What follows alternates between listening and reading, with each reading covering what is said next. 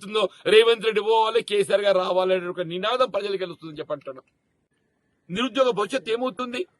మొదటి సంవత్సరం 2 లక్షల ఉద్యోగాలు అన్నారు, రెండో సంవత్సరం 1 లక్ష ఉద్యోగాలు అన్నారు, 3 లక్షలు పోయింది. వాళ్ళు అధికారికంగా ఏం చెప్తున్నారు? 60,000 అని చెప్పంటున్నారు. అసలు ఇచ్చింది ఎన్ని? 17,000. ఎక్కడికి వెళ్ళి ఎక్కడ పోతున్నామని చెప్పంటున్నాను నేను. వాళ్ళ కాంట్రాక్ట్ అవుట్ సోర్సింగ్ ఉద్యోగస్తులు ఏదైతుందో వాడు ఉద్యోగం ఉంటుందో ఉంటుందో తెలియని పరిస్థితి ఏర్పడదని చెప్పంటున్నాను నేను. ఇలా ప్రజలు ఏదైతుందో ఆనాడు 23 అంటే 10 సంవత్సరాలు పట్టిందా మార్పు కోరడానికి. ఇవాళ 2.5 సంవత్సరాలుగా మార్పు కోరుతున్నారు. ఇవాళ ఏదైతుందో రేవంత్ రెడ్డి పోవాలి, కేసీఆర్ గారు రావాలి అనే ఒక నినాదం ప్రజలకు వెళ్తుందని చెప్పంటున్నా.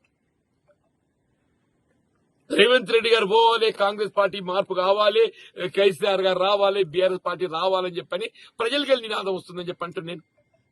దాన్ని ఆలోచన చేయండి. ఇంకా 2 ఏళ్ళు అధికారం ఉండేది ఉన్నది. కాంగ్రెస్ పార్టీ ఇంకా 2 సంవత్సరాల అధికారంలో ఉండేది ఉన్నది. కానీ ఈ 2 సంవత్సరాల కాలమైనా మెరుగైన పాలన ఇవ్వడానికి ప్రయత్నం చేయండి, ప్రజాహితం కోసం పనిచేయండి.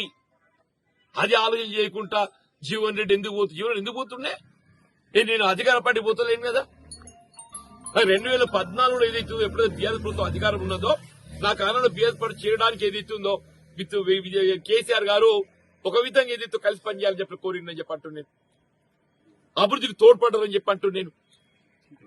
ఇవాళ శాసన మండలి 2019లో మొత్తం శాసన మండలి ఏకైక సభ్యున్నాయి. నేనే నాయకుడిని, నేనే సభ్యుడిని. నాకు ఈ పక్క వెళ్ళారు, ఆ పక్క వెళ్ళారు.